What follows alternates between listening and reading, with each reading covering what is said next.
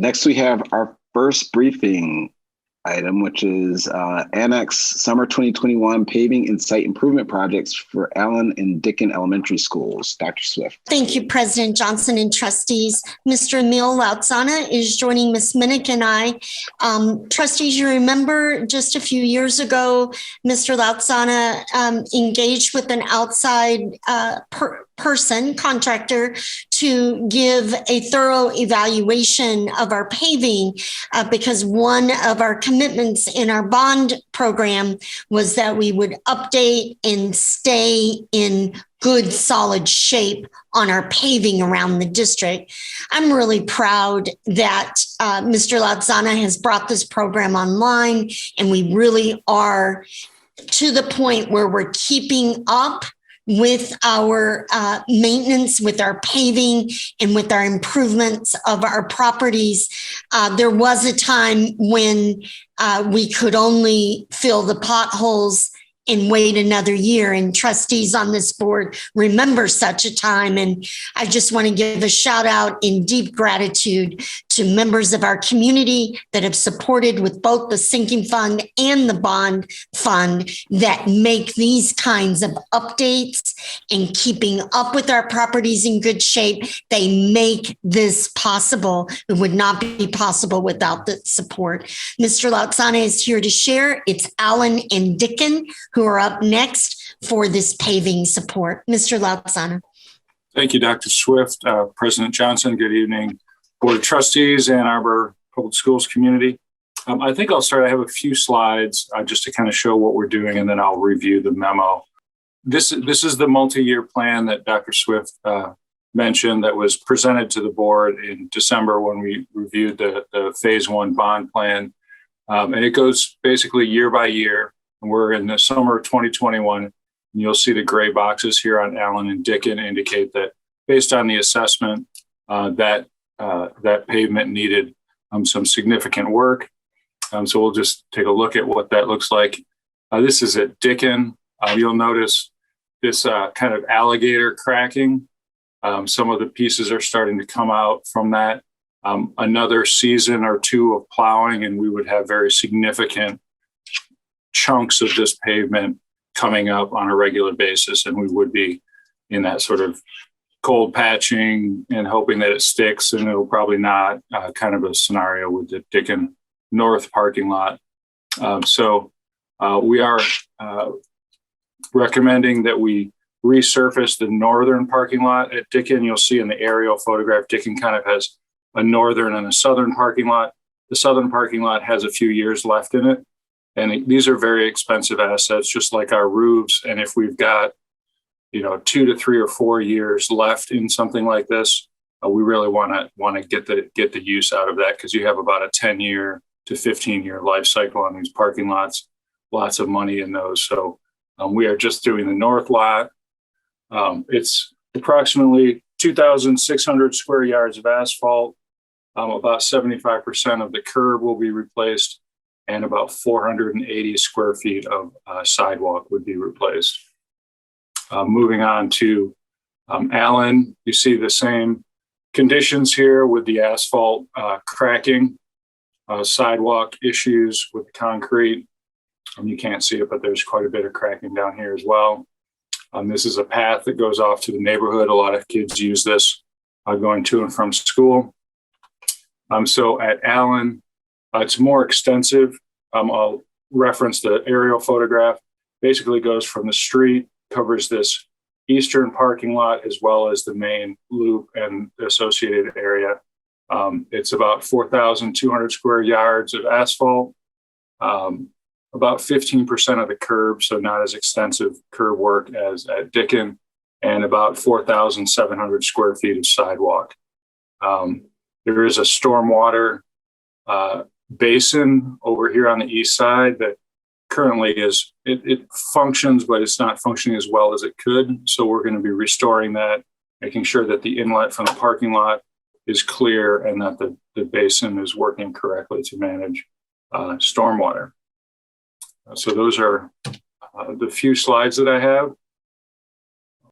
We issued a request for proposals, received 4 bids. Asphalt Specialists of Pontiac, Michigan provided the lowest qualified bid at $629,000. We are recommending a 15% contingency or an additional $94,000 for a total recommended approval of $724,000 for Asphalt Specialists Inc. of Pontiac, Michigan. We have not worked in the recent years with Asphalt Specialists, but they do have a good reputation. Gilbane Building Company, our bond program management firm, thinks highly of them. And they have completed similar scale projects in the last 2 years for Troy School District, Clarkston School District, and Chippewa Valley School District. One of the things we're excited about with this year's paving program is that we're increasing the lowering the carbon impact of these carbon intensive activities. We have adopted some specifications that MDOT, the Michigan Department of Transportation, has developed. One is for using recycled. When you do an asphalt parking lot, you lay 2 lifts, so there's 2 2-inch layers of asphalt. You do one, let it kind of cool and settle, then you do the second one. We're specifying recycled asphalt content in the base layer. It's not yet felt like it's adequate for the top layer, but for the base layer, MDOT and others use it quite frequently, so we've adopted that. And as part of an initiative, a working group that has been meeting quite frequently with the University of Michigan, us, and the city, we will be piloting a low carbon concrete mix, also adopted from MDOT specifications. Cement is the carbon king of our world. It uses an incredible amount of energy to create cement, which then is used in making concrete. So this new mix, which we'll be using on the sidewalks for both projects, has significantly less of a carbon impact by changing the mix and using some substitutes in small percentages for the actual cement content of the concrete. So with that, I'm prepared to answer any questions you might have.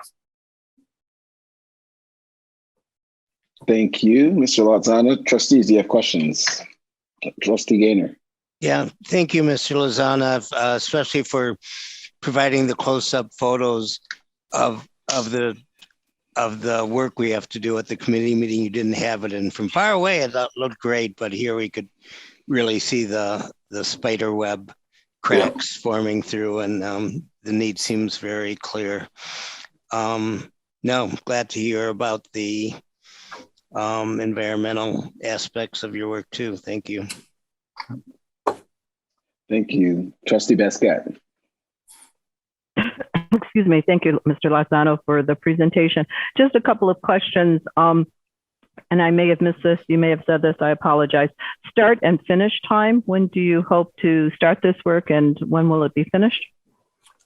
We anticipate starting as early as the week of, I believe it's June 14th or 15th, and we would be likely completed no later than the first week of August.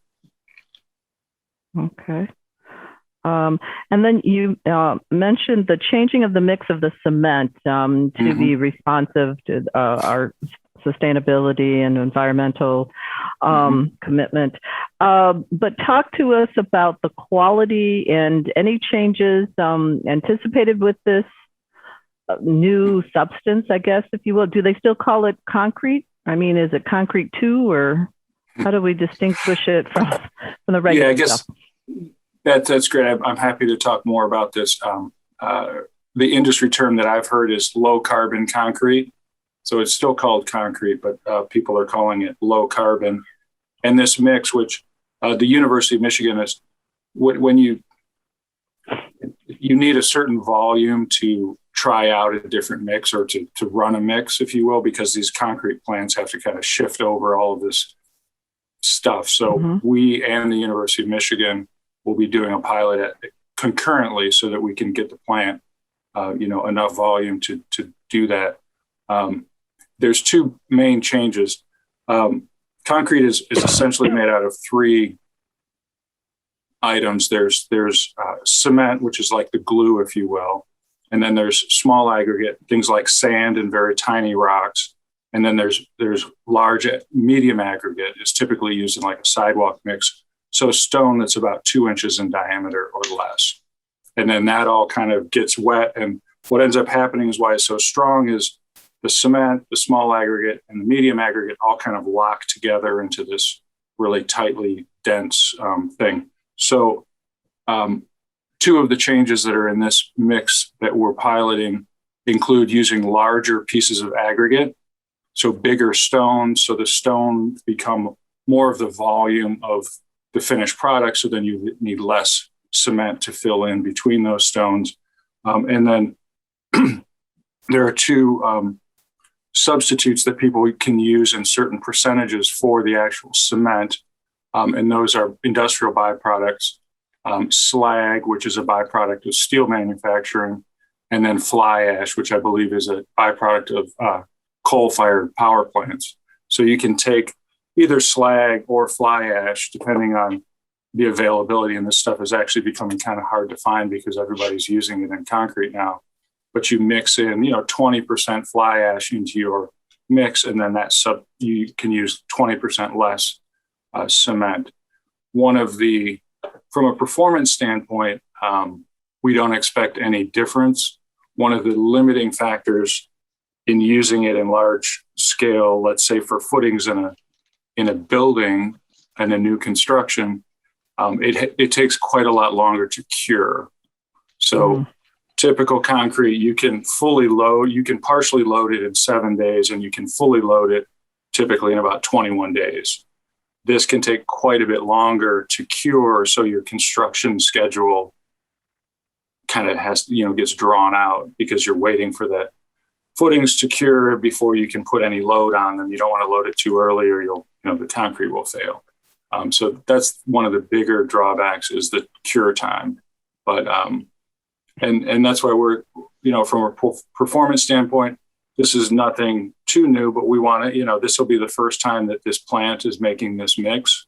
And we think it's important to build the industry knowledge and experience with this technology so that it's next time somebody asks for it, they know what it is and how to do it. So is there a difference in terms of maintenance? Will we have any added costs in the end? Okay, so Nope. We probably anticipate it to last as long as the old stuff, if you will? That's our hope. Yep. We're still testing it out. Great. Thank you so much. I appreciate the lesson in concrete. It's more than I wanted to know, but now I know more. So anytime. Yeah, thank you. Thanks. Trustee Kelly. Thanks. Just a quick question specific to this project, but maybe more broadly too as we go into the summer months. We're hearing headlines about some extraordinary price hikes in construction materials. Are we anticipating being hit with that either on this type of project or others? Should we steel ourselves? No pun intended. That's an excellent question. And that is certainly a concern. We have not had any requests yet for material price increase, sort of cost recovery. In part, I think not a lot is going to change between when these folks bid this particular work here in April and May and when they do it in June and July. So there's not a lot of concern there. But I do think of the air conditioning and lighting projects that we're doing around the district, especially the ones that are going to take longer, that stretch into next year and next summer, that, it's possible that people may come with legitimate claims for material price increases. I mean, they can, and this has happened in the past to me where someone comes and they say, look, here, I'm open, I'm coming with an open book. When I bid this, I was buying copper, 4-inch copper pipe for this much. And here's my documentation. I got a letter from the guy that, quoted me that says he can no longer meet that price based on demand and cost. And, those are things that we're going to have to manage on a one-by-one basis. But we have not had any requests so far. Well, may that continue to be so. Yeah, Thank you so much. Yes. Yeah, I was going to say I've seen that with lumber and something around computer chips, but I hadn't seen it other places. So so that's interesting. It'll be interesting to watch. Trustees, any other questions? All right, I actually have a really quick, well, two very quick ones. So just to clarify, when you talked about the partnership with U of M, that was more to meet the capacity requirements or the order size requirements to get this concrete, or was it something else? Well, they and us and the city, and I believe the county, have been participating in a number of meetings. Jason Bing from my staff has been attending these meetings representing the district. And it's been in the works, facilitated in part by the Ann Arbor 2030 district, and Jan Culbertson has been facilitating this group, really trying to pull in experts from around the country. You know, the mix design is a pretty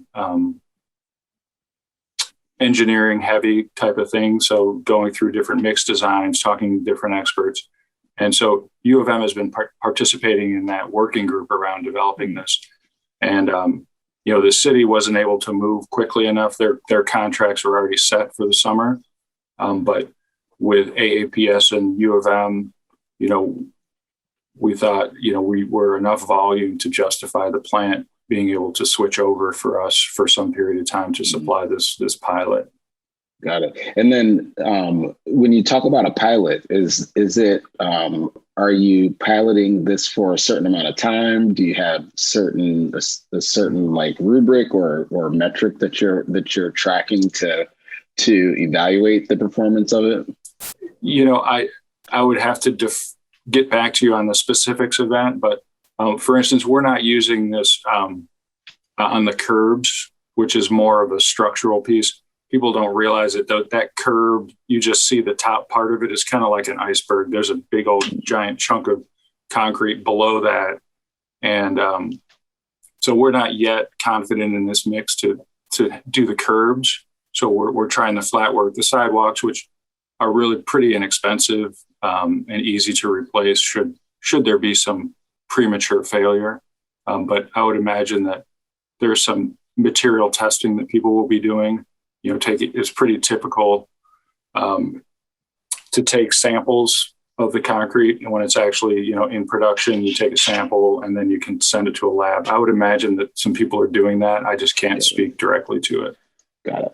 Yeah, no problem. That was more just a curiosity. So it sounds like the evaluation will be more qualitative. Did it meet our expectations? Yes, no.